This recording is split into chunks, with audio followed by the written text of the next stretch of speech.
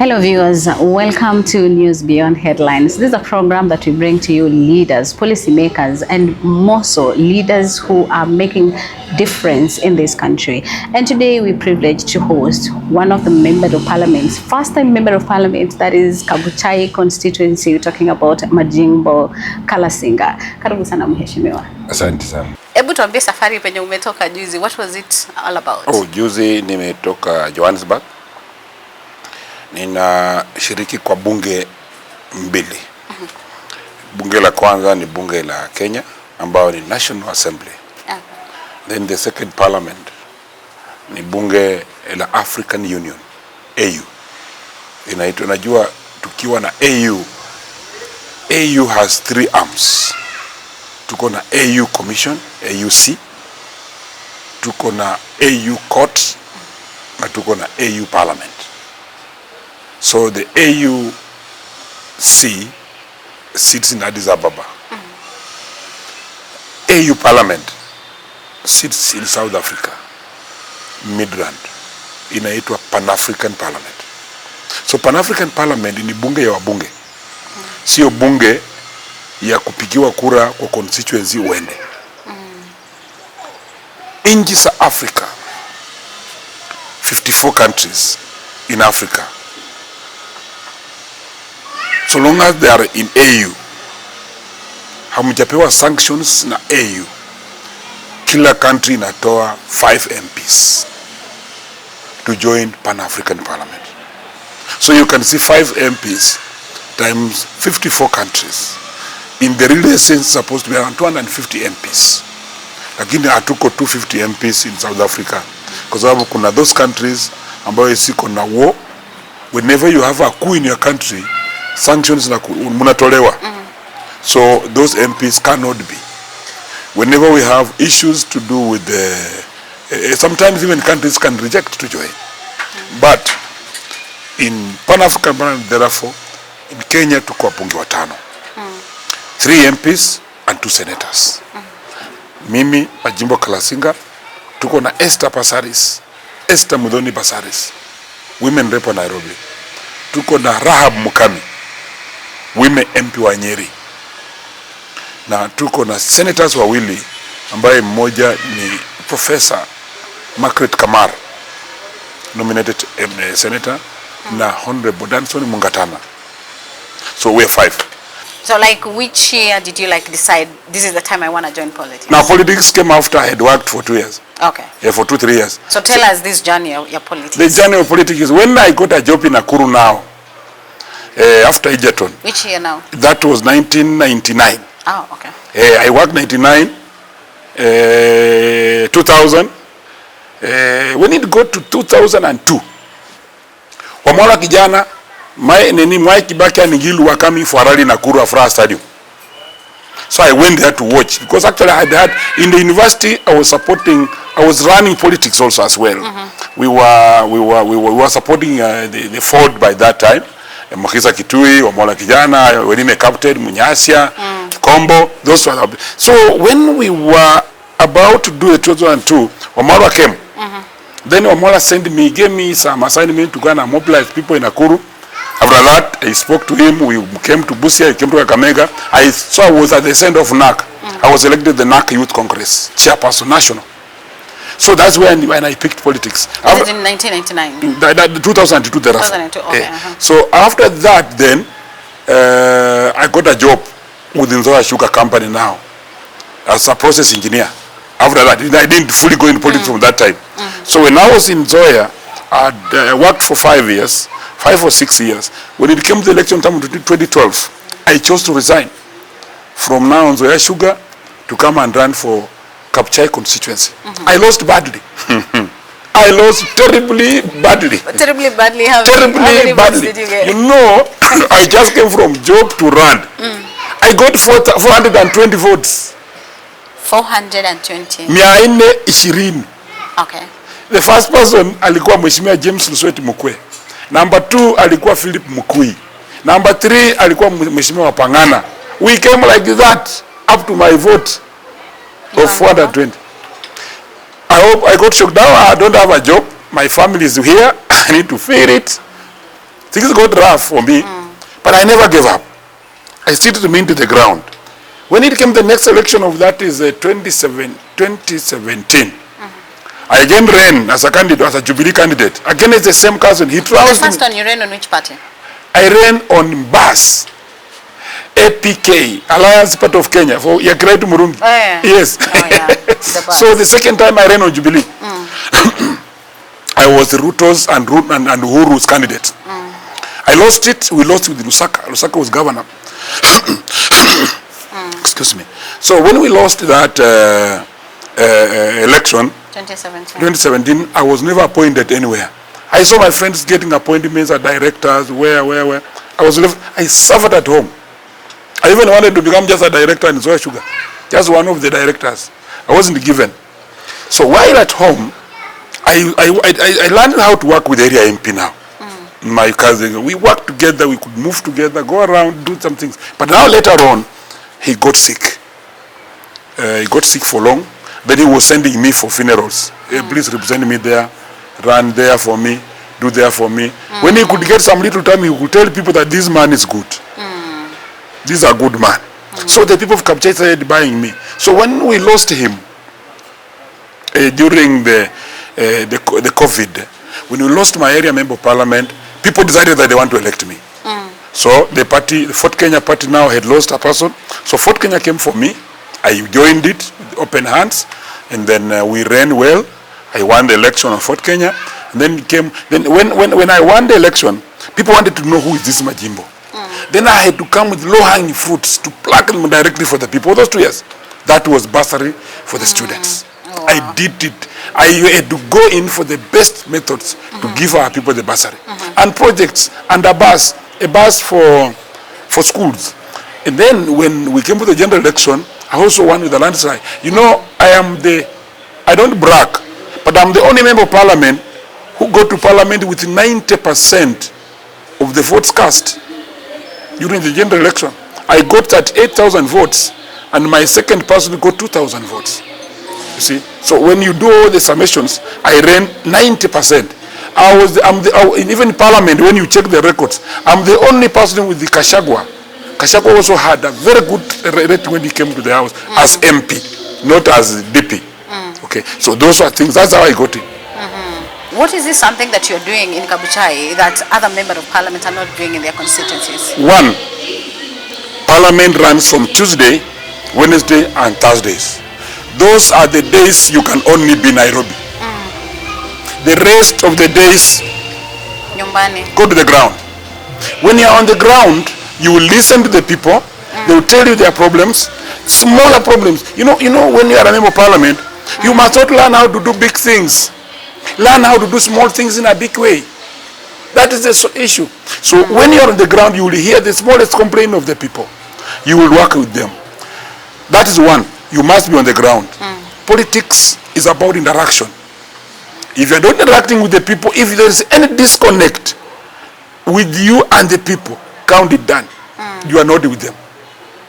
And two, when you interact with the people very well, it becomes cheap for you. People don't ask you for handouts. So I chose it. Secondly, I looked at how I went through my life as a student, the problems I ran. I've just been telling you that so that you can also know what I'm doing. So I said this money called bursary must go to the right people. Sure. I designed a system where we go round the wards, all my 4 wards, chiefs areas. I call all the people who want bursary. They line up. I vet them. They come from, my vetting is only about if they come from my constituents. That is the only vetting. Oh, okay. Yes, because if you can come and queue on a line, then you have a need. I can't chase you back. So I gave out all those applicants fees. And I learned how to do it every year.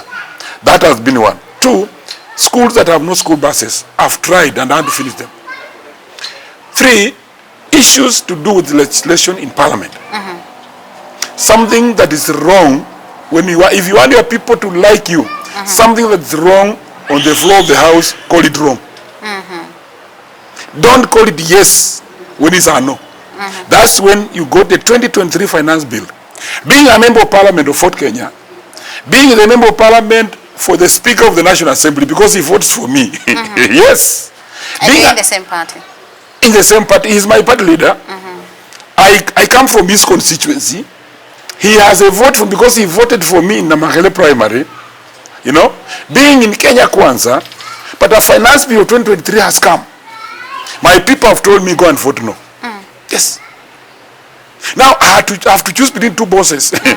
These are bosses in Nairobi, top bosses. We have the president, the deputy, and the speaker. And the speaker is sitting there looking at me. And then here are the people of Kapchai. They are telling me we don't want this taxation because actually we can't manage. The tax regimes are bad. You can't tax housing. Staff workers are badly put. You cannot do this. Majimbo, go and say no. When I stepped on the floor of the house, people are shocked to say the member of parliament with the speaker is voting no. I voted no on that finance bill. Ulienda ukasikiza ground. Nisikiza ground. Na hiyo ground bado naisikiza hata sahi. So it came again, the 2024 finance bill. Once again, I voted no. You see? And then it came the issue of Rigathi Gachagua, the impeachment of the deputy president. I'm the only member of parliament from this region and from government who abstained that vote. My people told me don't participate. You see, when you read the book of Things Fall Apart written by Jinua Lumoka, Albert Achepe, it says that you cannot kill a man who says nothing. Ikemefuna was a son who was not supposed to be killed by Ogongo. So when Gachagua, according to our people, Gachagua has nothing wrong with them. Gachagua had nothing wrong with our people from Kabuchai. They said Majimbo don't participate in their war. I abstained. I've been 43 years wars when I've been doing this. So is it like you abstained because you felt like it, or you abstained because you felt like they are being unfair to him? They were unfair to him. Up to now, I still feel they were unfair to him. In the African setup where I come from, you cannot chase an antelope with your brother. You chase an antelope, and an antelope runs very fast, you know, my sister. Then when you get hold of the antelope, you skin the antelope, you roast the antelope, and chase your brother who you chased with. You chase him out of the house and eat alone. According to us, the Bukusu, they say the bone will cross your esophagus, and you might die. Yeah, scolded will choke you. So we don't allow. When, according to me, it was unfair, up to today it remains unfair. In any case, Mheshimiwa Uhuru Kenyatta had issues with the deputy president then, Mheshimiwa William Ruto. There were issues. Maybe Uhuru was right, maybe Ruto was right. But they had to accommodate each other up the last moment. That's called the brotherness. So according to me, Rigathi Gachagua will have been left there. You can even, as a president, run a country without giving him duties. You know? Yeah, you can delegate all the duties to the deputy prime minister, you can give all the ministers, and you can leave him there without duties, but in the office. That thing. Now look at how Rigathi Gachagua is struggling. He's struggling to remain in politics because either that impeachment, you know, it locks you from opportunities of politics in the future. So that is what he's struggling with. You don't do that. So that is what my people told me, my brother, my son, don't participate in a war that does not get close to you. Will you mind working with him? I will work with him. I have no problem with Rigji. And Rigji speaks the truth, you know. Rigji speaks what the ground speaks. Rigji said that don't kill chances. You see? And I almost learned that he was having that problem with government when I saw him address a press in Mombasa. And I saw the president addressing the press in Nairobi. I said, what is this? A president here, a deputy here. Kumbe he had an issue to tell that, please, you know, being a deputy president, you have access to a lot of information. Maybe he knew how many youths were being killed. So he said, no, don't kill the Egyptians. These are our sons and daughters. It came to be like that. I have no problem. I wish him well. I don't subscribe to his ideals, but I think he's heading his way. I'm heading my, because why I'm saying I don't subscribe to him, I've never in my life dreamed of being a president. No, I want just to become MP for Kabuchai. And to be the MP for Kabuchai, I don't need Rigathi Gachagua. I don't need another person. I don't need all other leaders. I need myself with the people. But you need to align with the people that you feel like they're telling the truth and you're saying he's a truthful man. The people are funny, my sister. The people can give you a dress like I'm dressed here. My trouser is black, my shirt is not black. They can elect an MC on this ticket, an MP on this ticket, a president on this ticket. It doesn't need for you to be a sycophant or a choir master of a person. Yeah, so please, if it is to do with sycophancy, by the way, that's why Majimbo is popular. I don't play sycophancy. No. Let's talk about Ford Kenya. I don't know, at what point did you have a relationship with Wetangula? Was it when you joined Ford Kenya? In fact, sorry, me, I formed Ford Kenya. Okay. I was in Fort Kenya with Omolo Kijana. Tulikuwa vijana wa Malwa, vijana wa Masinde Muliro before, when I was in secondary and university. But I got lost into employment and whatever. I came back again to resurrect when I wanted to become MP. But when I wanted to become MP, remember that Honorable Moses Masika Wetangula, who was in Fort Kenya, had a candidate called James Mukwe in Fort Kenya. So I could not get out an outright ticket. So I had to look for a party that I could get to the final. So that's when I went it. So after this person got some problem, then I had to come in now in my old party again. So there is we worked very well. My first 2 years after the by-election in the Kapchai constituency, we worked well and we are still working well. Yes, with Moses Wetangula, the speaker. Okay. What is the relationship with Wetangula? I think the relationship is frustrated. I think it's we call it in biology a vasoconstricted relationship. So what? A vasoconstricted. You know, in your body there are veins. Yes. And when the veins shrink or get close like this, then the blood cannot pass well in the lumen. That lumen. So it's called a vasoconstriction.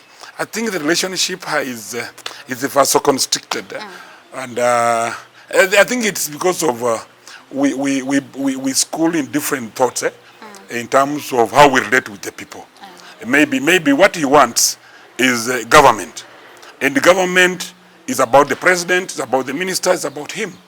And me, I have a problem because actually I'm listening with the commoner. And you see, in politics they say, if you want to survive well, my sister, you must descend from the cuckoo to the commoner. That is it. If you have to stay at the cuckoo, I'm telling you, you will have a problem with the commoner. And the moment you have a problem with the commoner, forget politics. So me, I've decided to be there. Maybe one time, if Moses will come also and start putting with the people down here, maybe we shall still be together because I have no problem. What I am against is this. You cannot, as government, come here and decide to sell Nzoia Sugar Company. Nzoia Sugar Company has been there since the days of Mzee Jomo Kenyatta, Mzee Moi, Uhuru Kenyatta, Mwai Kibaki, Uhuru Kenyatta. This regime is, I think, the 5th regime. This Nzoia is economic base. In fact, one day when I was listening to Ever-Ready Paka Power, then, they were saying that the moment Nzoia inalipa wakulima pesa, ndio unaona makaa yetu inauzwa. Because Muluya na radio, unajua sisi bwana. Sasa hiyo makaa Ever-Ready kwa inauzwa sana. Najua tulikuwa na radio ya kaa moja. Yeah. Yes. So Nzoia is our economic powerhouse. You are telling us that you are giving it a foreigner who is coming in for 30 years, who say that he's retrenching because now he has retrenched staff, and he is changing the name from Nzoia to something different, because when you give it to a different person, it changes the name. And the moment you change a name of Nzoia, and you have not paid farmers, farmers cannot take the new farm to the court. And farmers cannot take to court the old Nzoia because the directors are dissolved. Yes. So I asked them, why in the first place are you deciding to sell this company? In our manifesto, when the deputy president then, Honorable William Ruto, came to Kimilili for an economic forum before we went to the elections, before he won, he told us, and we agreed that in 100 days we were going to bring new machines in Nzoia, not selling it. As I talk today, all farmers owed Ken are not paid. The name has changed. Where will farmers go? And they are saying that these farmers cannot be paid by the new person. They are saying he is supposed to be paid by government. Which farmer with crocs will move to the Minister of Mbadi to ask for his money, 1,250 or 20,000 from Ken? Which farmer? They are frustrated. And that is what I say, that don't sell. Waliuza na nguvu ndio hii. I told them. Maybe you know you have asked me why I'm popular. I told them. Why did Uhuru Kenyatta had something called Linda Mama? Linda Mama, in fact, it went so deep that it was even to a level that mama akipata mimba, kulikuwa na watu wa pikipiki wa afya wa mtaa wanaenda kuuliza, hii mimba ni ya miezi kama 7, wanaanza kupangia. Ikifika 9 wanakuja kuchukua, wanakupeleka hospitali for delivery. Unapewa nguo na besheni free and you go home. Linda Mama was removed by this government. I said, where is it? Mimi nikakuwa mbaya. I asked them, where is Edu Afya? Edu Afya was for schools. Students, when he was sick in school, he could be taken to hospital. Then from hospital, wanalipa na insurance, wanakuambia mzazi, mtoto alikuwa mgonjwa tukapeleka Kimilili hospital, ametutiwa saa yako sawa, hako shule. Saa hii unaambiwa peleka pesa. Those are things that we are saying. Some changes are so fast and they don't make sense. So I was against Shah. I was against it. Remember, there were students in India who were on dialysis. The moment that December, the moment they cut off from NHIF to Shah, those students, some of them, they were to pay millions of money. Some of them died. I'm telling you, when you make changes, please be very careful. I was careful. Those are things that have landed me in trouble with my speaker. I've spoken on them, and I will speak on the future ones also. So many other things which I cannot put in. Recently, you see, they wanted to privatize the airport. You can't privatize. You have a home.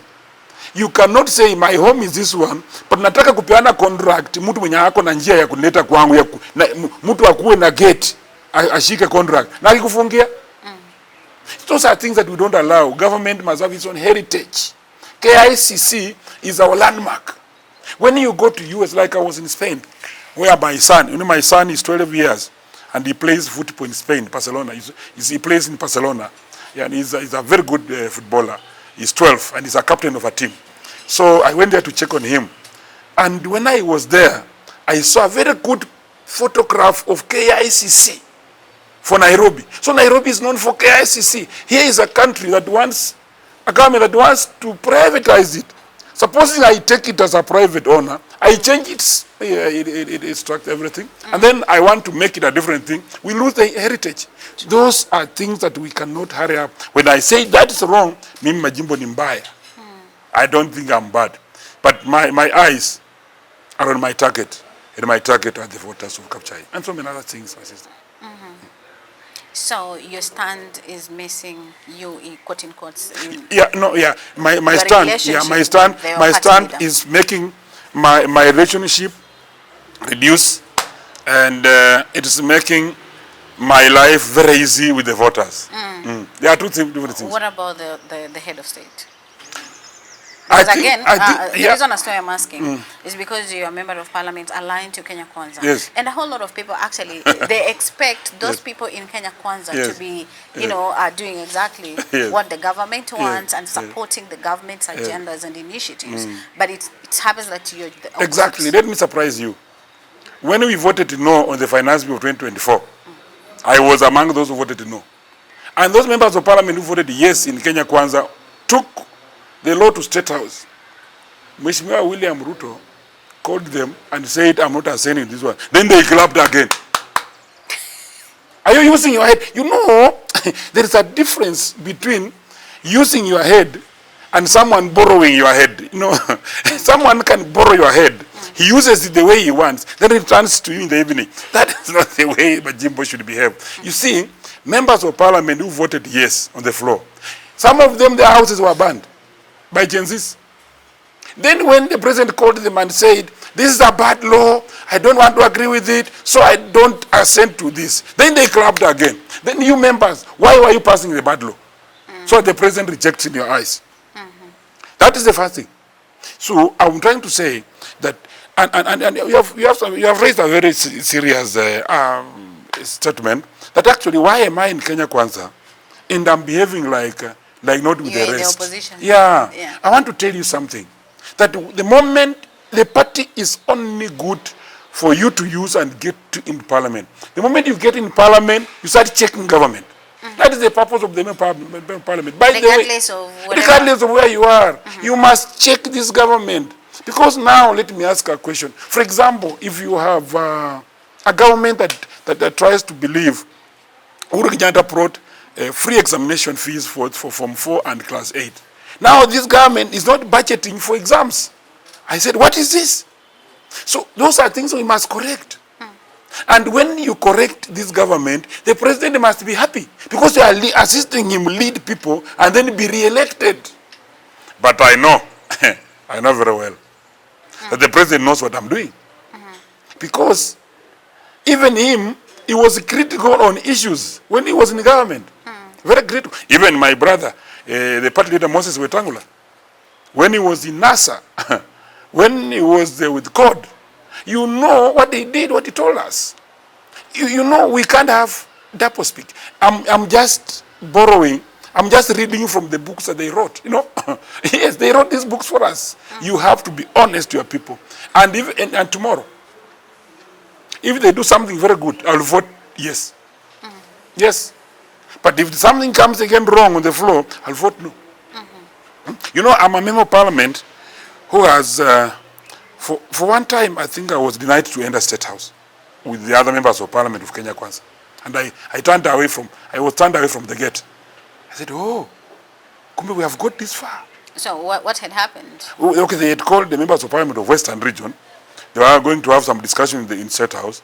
When we all get to the gate by that time, we had a Nyanza delegation in State House with James Orengo. So they were there in the morning, then we were to go in the afternoon. So they almost took some time, past the normal time, so we were told to hold at the gate. So when we were held at the gate for around 30 minutes, all members, when the Orengo left, then they were now going through the list now, because they had voted at the gate to go. The members of parliament who have come, they ticked all MPs and my name was not, they said, you are not here. I said, Kabuchaya, sema tunakujua bwana mheshimiwa. Sisi ni maaskari tu. I said, now fine. From there, I don't go to State House. I think they had known what I do. Maybe I don't agree with so many things when they are going to discuss. And I remember when they are going to discuss, they went to discuss selling Zoya. When they agreed that, okay, let it go. When I was there, I wouldn't have agreed. Because I remember we brought a challenge in State House, me and Boni Khalwale. Khalwale told the president that my president, my good friend, do not attempt issues of Nzoia and don't attempt to sack this the Minister for Health. By then it was Deborah. Because Deborah had first issues. They were trying to, in fact, that same afternoon is when Deborah was transferred from health to environment.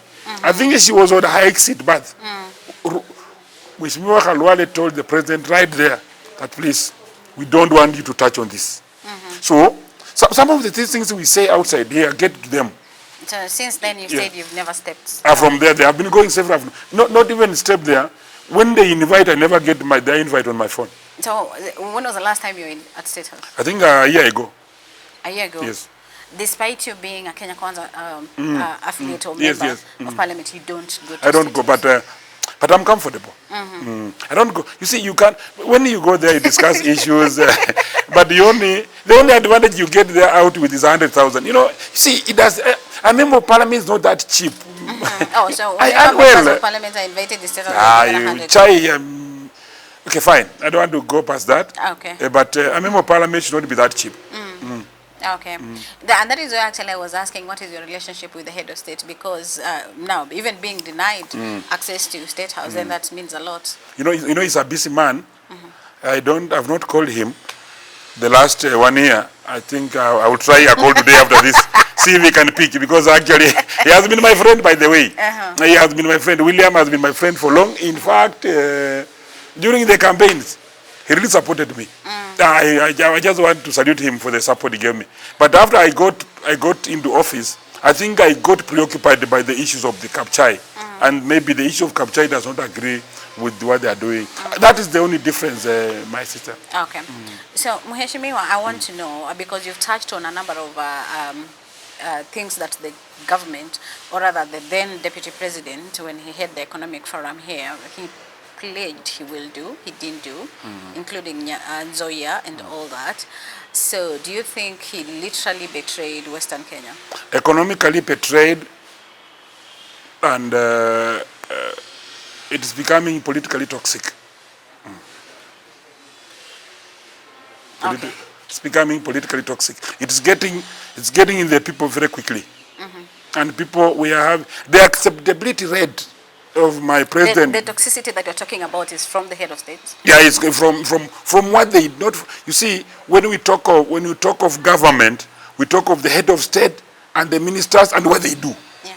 All what is done actually majorly, it's creating some kind of toxic grounds, which he can correct if he comes up quickly and places in remedies. He can do the corrections. But so far as it sits today, if elections were called tomorrow morning, I think we shall lose in Bungoma as Kenya Kwanza.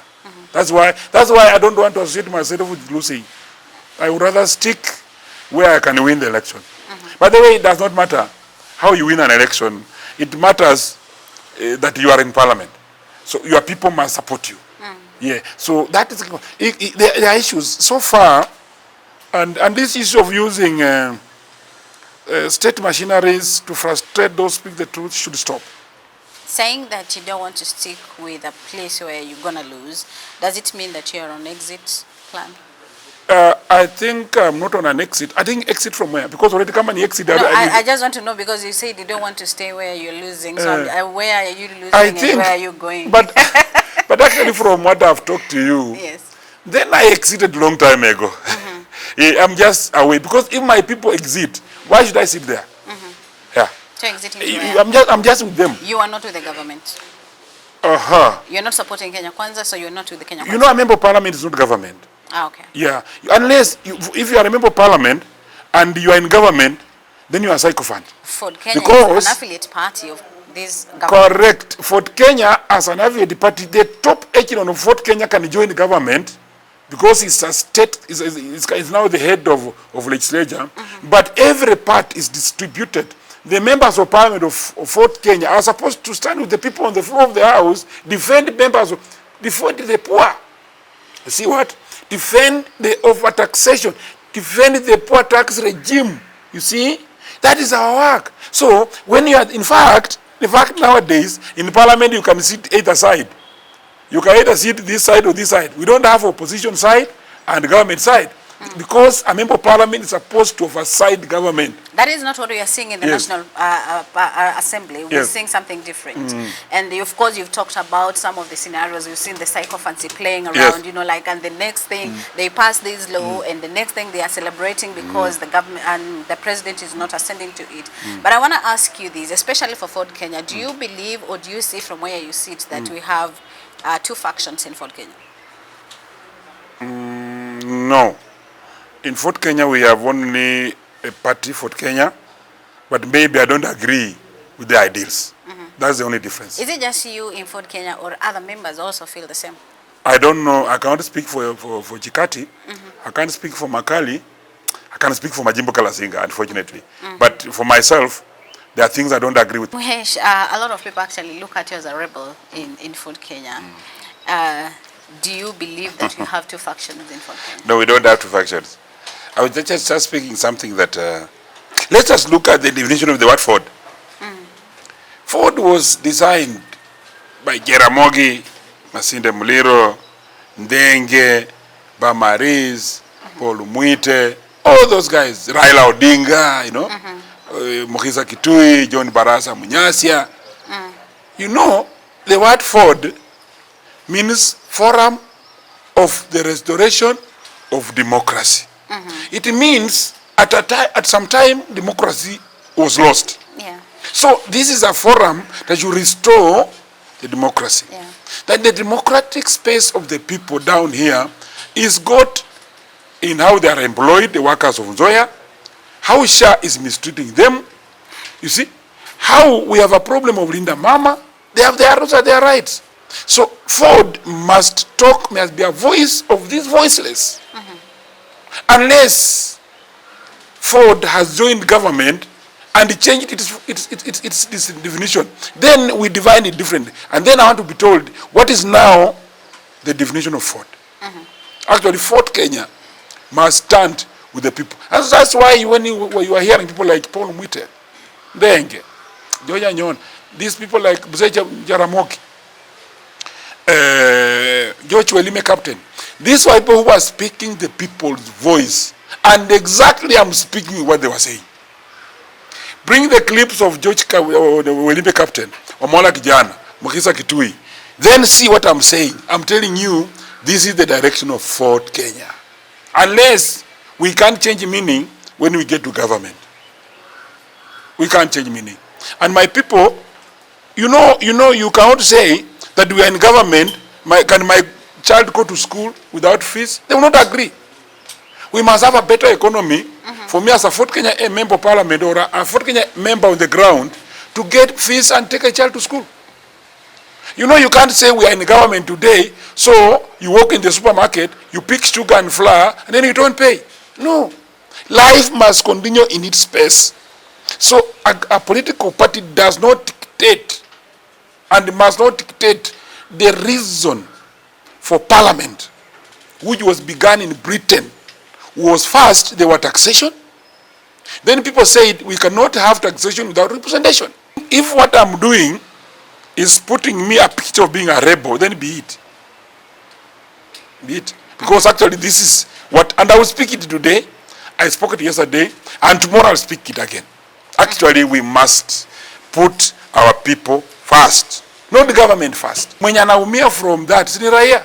Sukari ikipanda, si mwenye anaongea ni raia. Mafuta ikipanda, si mwenye anaumia ni ile wa bodaboda. So kama wale wa bodaboda na wao raia ndio wananitumia kuchochea Fort Kenya na Wetangula, then be it, because those are my bosses.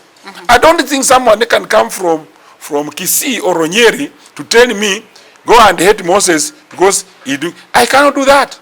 But I will hate anybody, leave alone Moses. I will hate even the president if my people are suffering here. Please, so please, that is the way, but that is who I am. And that is a material metaphor. Like from the parliament, where you have been key critic on many of the things that they initiated by the government, and they actually expected that you should support, but you've been a critic. Back home as well, in the ward where we are having now, after we lost to Muhongo, we have MCA by-elections, and still we're seeing the difference. You're supporting a different candidate. We have Fort Kenya candidates, which is your party. And that is why I was asking you. That is what I was asking you. Do you feel like we have a split? Because if you are in Fort Kenya, people will expect that you're supposed to support your candidate. Then you're supporting an independent candidate. Exactly. Now, that is where birds of the same feather flocking together mean. That is where Majimbo Kalasinga, who values education in the constituency, who values the truth, cannot partner with anybody, even if you are in my party, if you are a goon. Sorry, I can do that. Okay, so by excuse me, I want to finish. I want to finish it. No. You see, you get me right. Okay, that's a very good question, and I wanted that question to come to me because actually I want to open it very openly, very well. Okay. The candidate, independent candidate, who is Eric Wekesa, is a very sober young man. He has tried twice. He has been coming almost second top, first, third top, Eric Wekesa. I don't want a candidate who was used by the top, as you have said, to crash the windscreens of Rigathi Gachagua, George Natembeya, Eugene Wamalwa, Kalonzo Musyoka, Matiang'i in Chwele. My sister. A person who threw bigger stones is rewarded by getting a ticket. That because you are a good man. You know how many guns were there? So many. All those MPs had bought guns. If they had to choose to shoot, my people would have died. A lot of them. But they chose to turn back at the vehicles. Not entering Chwele. When they turned the vehicles, they were crushed when they are turning back. When somebody amesalimu amri yako, umeweka vijana hapo wa bangi na mipini na mawe, wamesema uingie hapa, and then mumeona mmesalimu, you are turning your vehicles, then they crashed the vehicles from there. The vehicle of Kalonzo Musyoka was smashed from the front, side, and everything. He lied in the vehicle like this. I'm telling you. Matiangi, George Natembea, these are leaders. Supposing you do this to these people, and you know, this is the same person who has been rewarded with a certificate because he did the best job. You want Majimbo Kalasinga to support that? Count me out.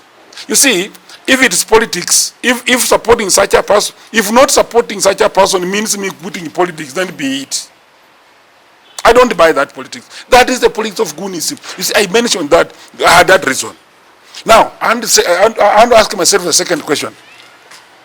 When you bring here, when we had a by-election in Bungoma County, when Honorable Moses Masika Wetangula had been given the speaker position, when Wafula Wakoli was running for senator in Bungoma, did Matbarasa, who was an UDA MP, came to campaign for this man when the UDA candidate was Mwamba Bonga, a senator? You want only to see this?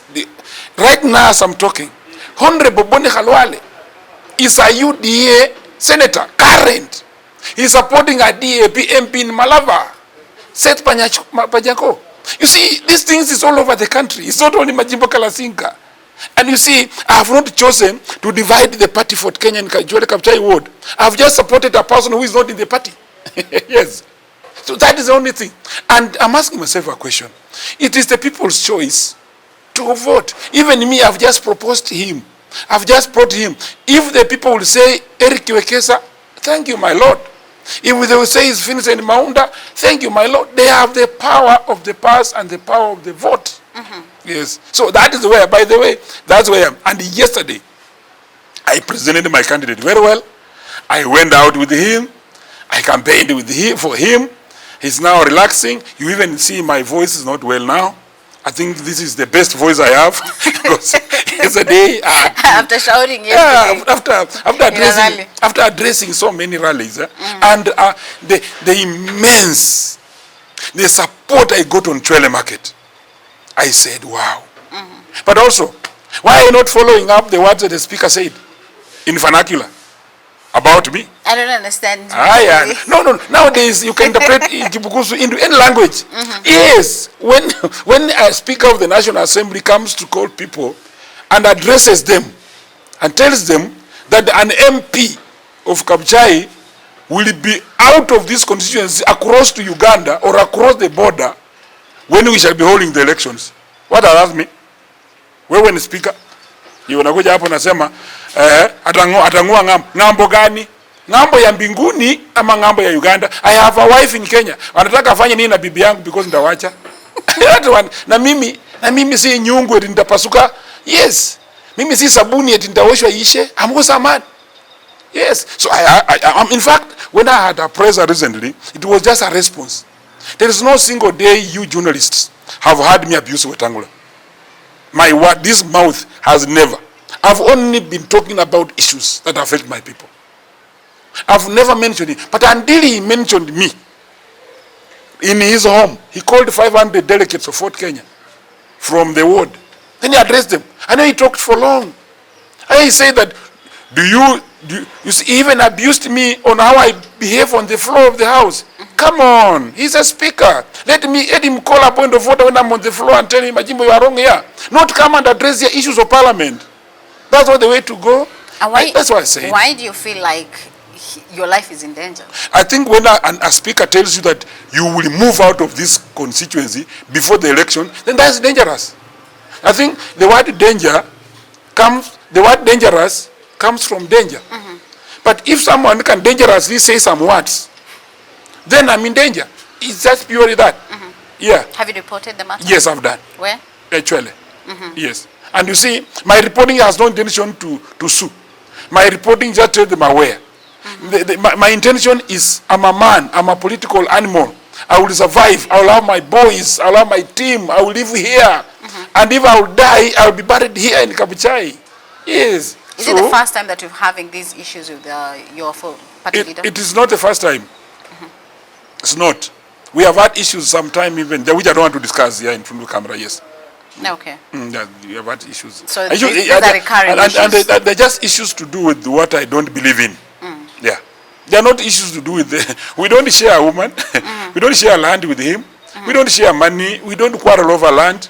We have nothing to quarrel over. It's about issues that he believes in. And the issues that I believe in, maybe they're immiscible. You know, when you are doing chemistry, there is the immiscibility character. When you mix paraffin and water, they will separate. That is the immiscibility, maybe, in what we think about. Don't you think that you saying that you're going for his seat, Ford Kenya party leader, is now like you're catalyzing the whole thing? Now, let me ask a question. Wamala Kijana was a chairman of Ford Kenya. It came to Muskari Kombo. It came to Moses Wetangula. What is wrong if it goes to Majimbo? I'm not saying now. He will grow old. You know? Yes. When I'm preparing myself to take over the party. When he grows weak and frail and old like now, he also got it from Kombo. Right? What do you mean he'll be mortal? No. Yeah, forever he'll not be there. Someone younger than him must prepare to take over the party. And I should take over a vibrant party, not a dead party. Remember, this party had one time 34 members of parliament. It came to 17. Now we have as less as 4 or 5. Where are we going? No. What do you think about the scuffle that has been between Wetangula and Natembeya? That is their own making. In fact, we don't need to have it. Okay, Natembeya is saying that we need to employ our sons as well in police. Where is our 30%? We need to have our own issues solved. We need to have our top in the top echelons like the police, you know. When Natembeya is just talking issues that are affecting us. In fact, Wetangula is supposed to support that. And we fight to get them. You know, if we team together, we shall get those positions. But when Natembeya is saying it, and then you think is not right, then you are in disconnect. It is for their own making. In fact, we must be together.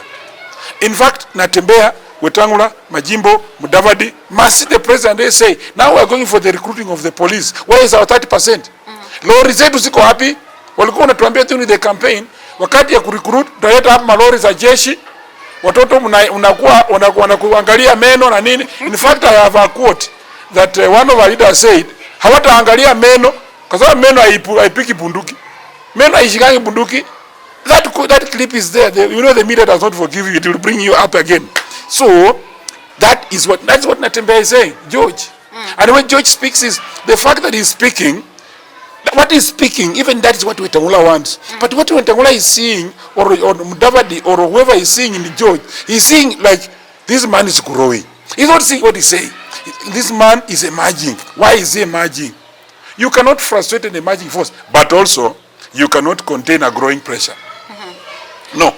When you are sitting on that chair, and that chair is increasing every time like this, pressure, and you are saying, I will contain it. No, it will burst. You cannot contain a growing pressure. Ask scientifically, what is this that Natembeya is talking? And Natembeya is connecting the people on the ground. So those are things. By the way, Wetangula had to connect with the people when he ran away from Uhuru Kenyatta and joined Ruto. Then he connected with the people. You see, these are things that are dangerous traits. Let us see how does Natembeya speaking this? Wetangula come in and we solve. In fact, if Wetangula wants to finish Natembeya, he will do what exactly Natembeya is saying. Tomorrow, bring up the lorries, take the youths. They say, Natembeya alisema, sindiao niko nachukua, hapo. 2, Nzoia Sugar Company. We are not selling it. We are bringing in 3 billion, ikiwa state corporation, tununue new machines, factory ianze. Sawa. Natembeya alipika hapa kelele, basi. Si ndio wewe enda mwambie nimemaliza. That is how to finish Natembeya. But if Natembeya will speak and you still sell, we are rubbing salt in our eyes. I'll be very unfair to wrap it out if I don't ask you this. What if you're kicked out of the party before you oust Wetangula? I don't know when. If they kick me, I have a right. I have a right to be in this party. Yes. And being a right legally, being in the party is a right. You cannot take it from me. You can only take from me the privileges of being committee on the floor of the house. You can take it away. I can be reduced to one party, to one committee. That does not move me out of the party. Because being a party is your choice, by the way. And if you have to go out of the party, you must resign using your ID yourself. And as long as I'm a member of the party, I'll be a member of parliament. And if something wrong will come, let them plan, which I don't think they are planning, but let them plan it. And even oust me in the party, if they can do it using the dubious means. And then I don't become a Fort Kenya member now. And then tomorrow, the speaker declares my seat vacant.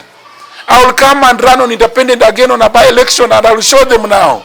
Yes, I'm willing to come to the ground again, and I'll be re-elected by the 100%.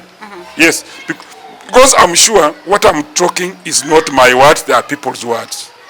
If Wetangula is watching right now, what message do you have for him? If Wetangula is watching this. Let me face the camera. Moses Masika Wetangula, my good brother, my party leader. You gave me the first certificate, I won the election of Kapchai constituency. What I'm exactly doing is what you are doing when you are in NASA. What I'm exactly doing is what you are doing when you are in the code. And you are my role model when you are in the code. Wakati uliuta William Ruto arab mashamba. Because you knew he was grabbing. That's what you said when you are in code. I'm exactly reading from the books that you wrote. And your books are very sweet, Moses. I'm reading them, all of them, page by page. And don't accuse me for reading your books correctly. That's what I can say. Oh, okay. So are you free to maybe have a reconciliation meeting with him, maybe squaring these things? Unless we can reconcile, but you know, the reconciliation then it will be happening so many times. Because as long as he will be doing wrongly, my people will again go away. Because me, I have no problem with the reconciliations. We can even reconcile now. We come together. We have no problem, by the way. By the way, let me tell you, I have no personal problem with Moses Wetangula. I won't have a problem with what the government is running down my people. Yes. So, if we can reconcile now, but as long as tomorrow something wrong will come and hit my people on the ground, I will again go against the same government. So we shall have so many reconciliations if that has to work. But I respect, I'm ready to reconcile. We can reconcile with him, but we can't reconcile at an expense of a person suffering on the ground. Even we have even gone to the office of the speaker to tell him to take control of his very bad MCAs who have no respect with me. He said he will call the meetings. He has never called a meeting. So I believe that he has reasons why he has. But I've reported to him so many times. But what I've also told him is, I will never leave my people. What the people will tell me is what I will do. Like teachers, staff, everybody are suffering for house levy deductions. No, those things affect my people. I cannot actually hide my head in the sand over such things. So we have spoken as my speaker. We have spoken as my voter and me being his MP. But maybe agreement, we are not reaching the agreement because of what I believe in. One thing that Natembeya has been calling out or pushing is Luya unity. Are you ready to work together with all these Western leaders to bring... Exactly, that's what I can do. Okay. I would love to do that. I would love to see Halwale, I love to see all of us together, pump an idea. But what I don't want to do is this. I don't want to support a supporter. No. If you are going to support someone else, I will not support you. If you are coming to unite lawyers for purpose of you being the president, I will support you. But if you are uniting lawyers so that you can go and support someone, then you are a supporter. I would rather support that person directly without going through you. Yes. Okay. I will not support a supporter. And you see, maybe you can see me and say that, why this Majimbo, this stuff? You know, in physics we say that the hardest iron must have passed through the hottest furnace. I am that type of material. Musalia Mudavadi, what kind of a leader is he? Musalia Mudavadi is very bright. Musalia Mudavadi is very sharp. But Musalia Mudavadi is very soft for politics. If not politics, yeah. Which career do you think? Musalia Mudavadi can be a very good person in the diplomatic world. Musalia Mudavadi can be very good economic advisor. But for long, my good brother has not shown the power to punch. You see how to punch is what people want. Musalia Mudavadi is and you know, but have you asked yourself a reason why Musalia has survived very well in all these regimes? Yes, by the way, he did well in the Moi regime. He did well in the Uhuru regime. He's doing well in the Ruto regime. You know, he's very soft. He's not ambitious. You know, he's just quiet. Unfortunately, some leaders don't want ambitious people, like Majimbo Kalasinga, who has to become party leader after Moses Wetang'ula.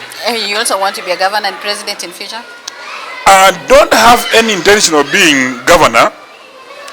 I neither have any intention of being senator. I have no dream of being the president.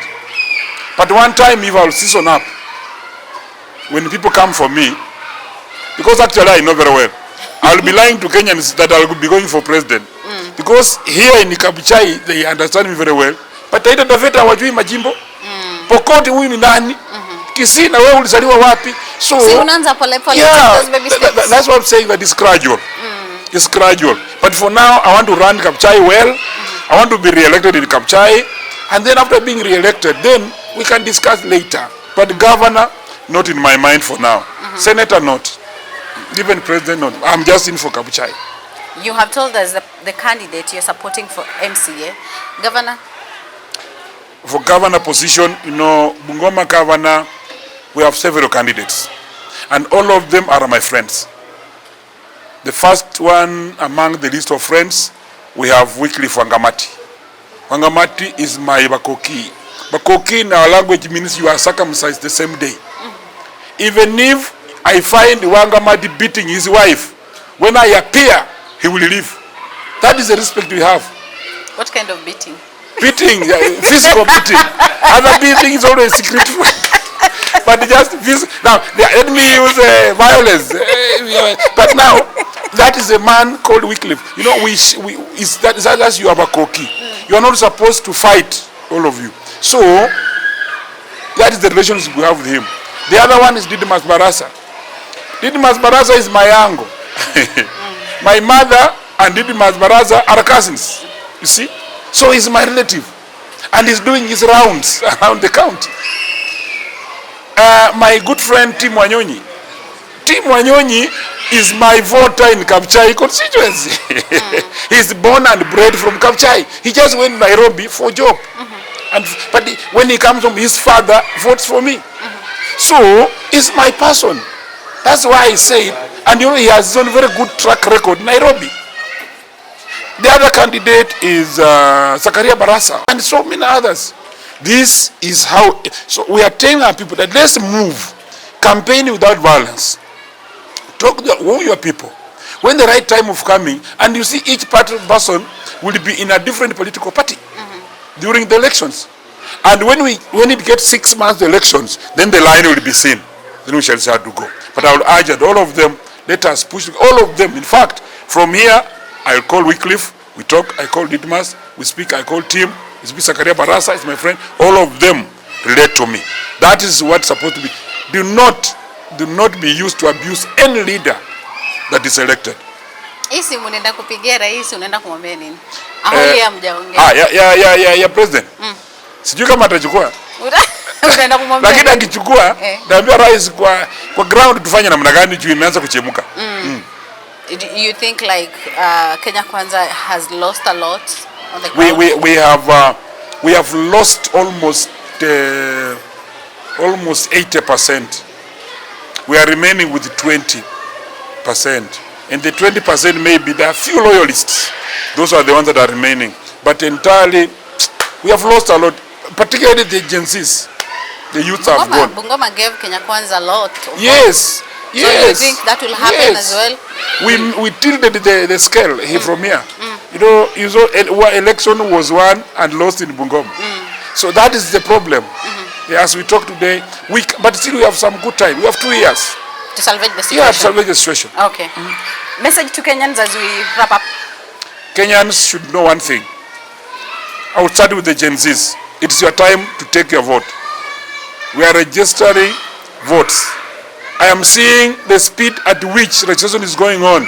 My sons and daughters, Gen Zs, it is too slow. Ask yourself, can we start now tweeting and calling ourselves asking, have you registered? Let it go round. If we want to change this country, change will come with you. And vote. You know, if you don't vote, then you have voted a wrong person already. Yes, because we have made that wrong person win. Okay, so thank you so much. That has been News Beyond Headlines. Of course, featuring Member of Parliament Kabuchai, Majimbo Kalasinga. I'm yet to know his first name, the baptism name, rather the English name. Joseph. Joseph Majimbo Kalasinga. So till next time, kwaherini kwa sasa.